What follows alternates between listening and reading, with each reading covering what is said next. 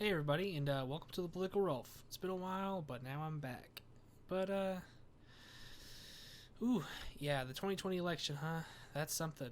It went from honestly being a little boring and uncompetitive in my opinion to being a little more like competitive. Like Joe Biden went from a joke to like, oh, this is obviously gonna like Trump's gonna win, to oh wow, shit, Biden has a chance. He has a chance. I'm not saying he's gonna win, but now he has a higher chance than he did. But yeah, but that's not here what I'm talking about. Maybe I'll talk about that another time. Today I'm going to talk about the scenarios that are the best case for Trump.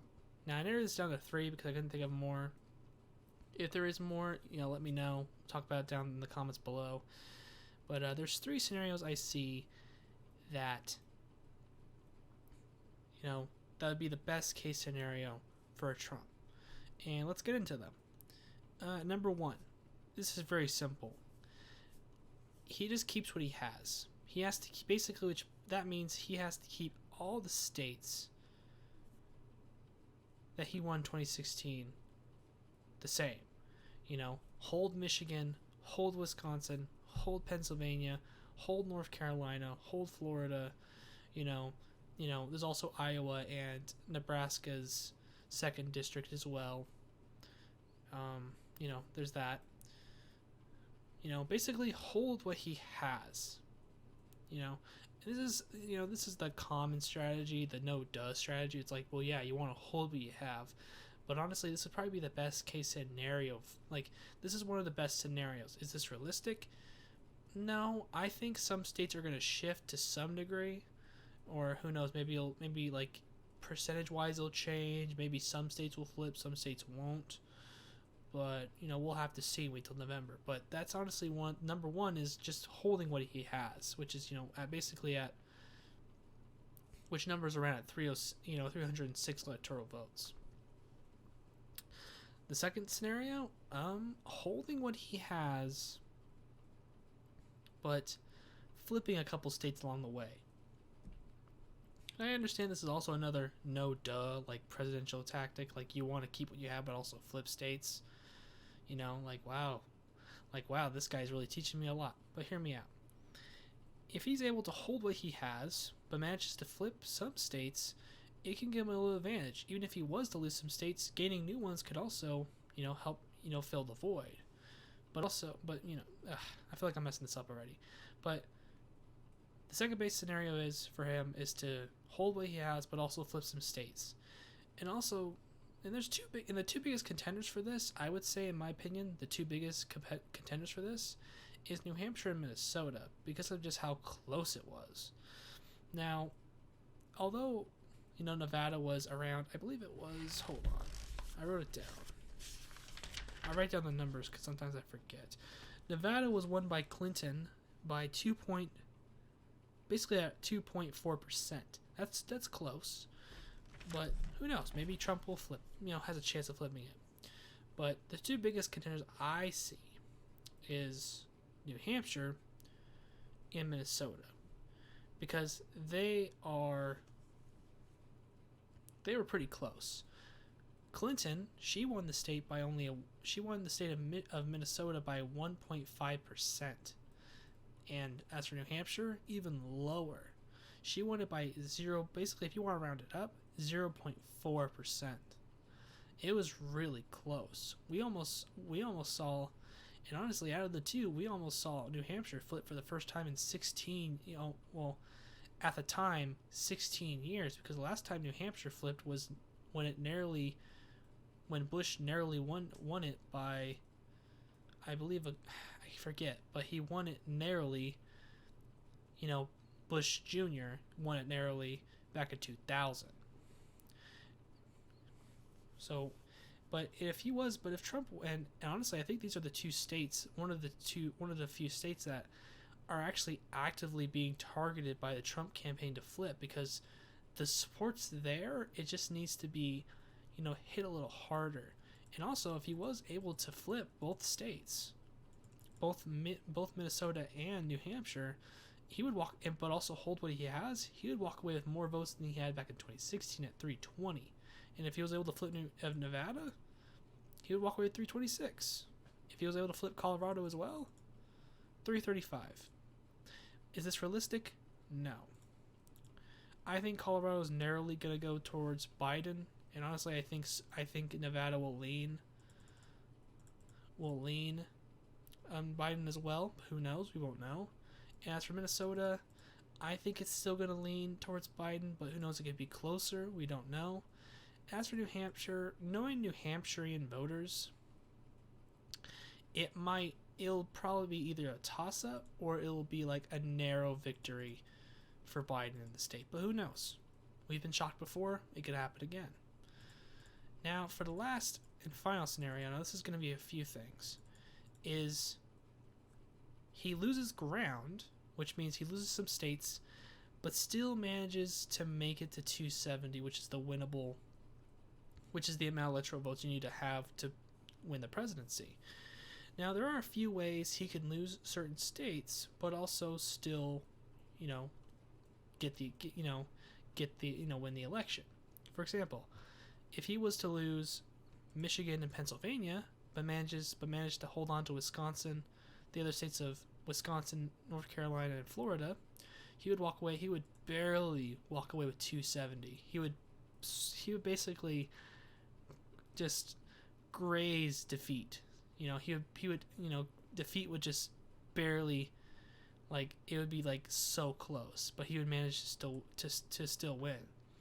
And honestly, if it was this close, I think this would be a little chaotic if it was this close, but it would still be a victory nonetheless.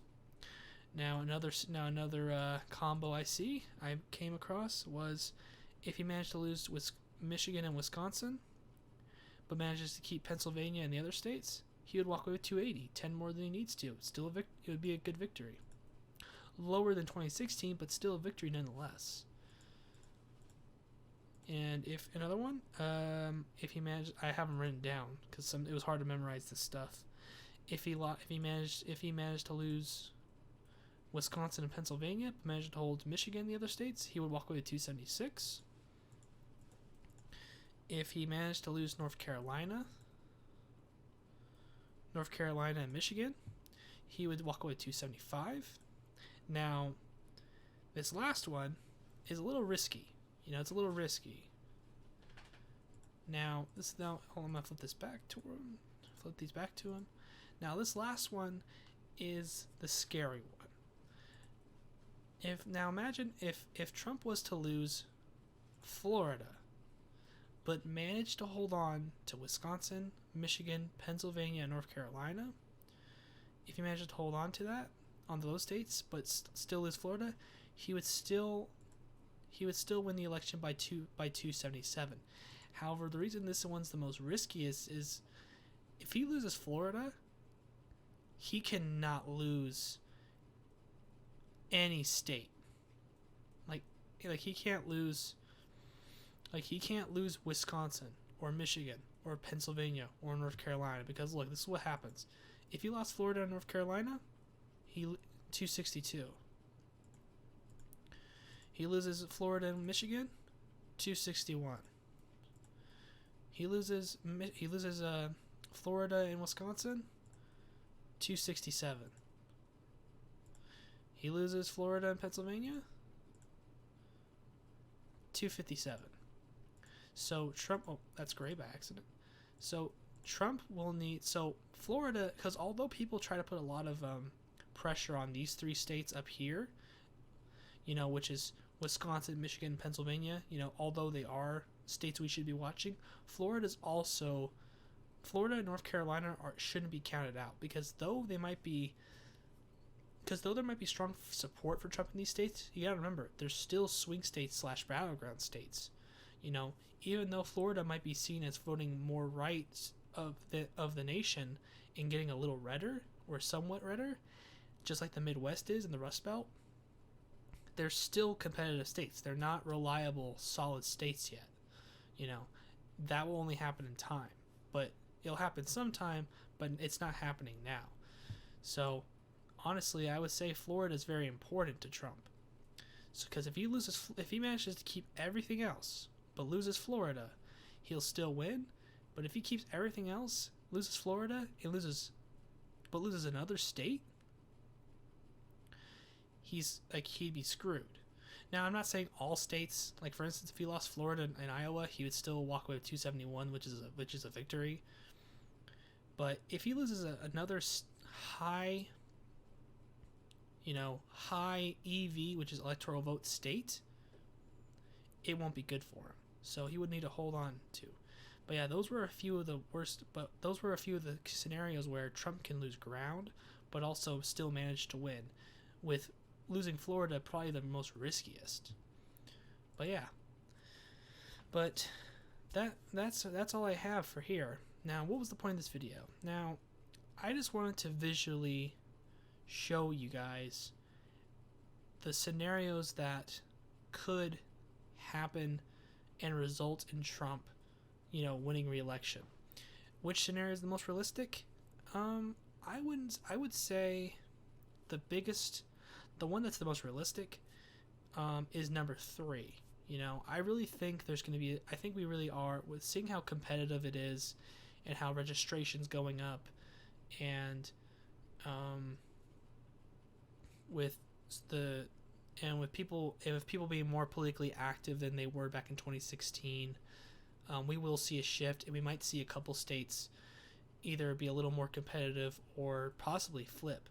Honestly, I think we might see a state or two flip, but who knows? We've been shocked before, and we could be shocked again. Maybe we could see Trump flip a state, but not only see Democrats Trump flip a state, but also see Trump flip a state. Who knows? We'll have to wait and see. But yeah, I just thought I'd visualize a couple of the scenarios that I thought, what are the best case / worst but still winnable scenarios for Trump. And if you feel like I left something out, feel free to let me know down in the comments below. And if you have any ideas or thoughts about this, also do that. I would love to interact with you guys in the comment section. It'd be, I like talking politics. Maybe I can learn a thing or two, or maybe you can learn a thing or two. But yeah, that's all I got for today. And all I could say is be careful, be safe out there. Wash your hands. Wear a mask if you need to. Take your vitamins. Take your vitamins. Support your local businesses. Thank God that we're still going.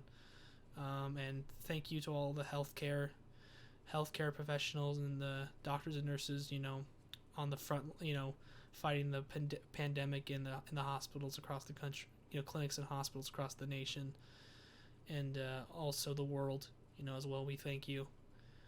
But yeah, and also make sure you get out there. Also make sure you register to vote and get out there and vote in November. And other than that, see you guys next time.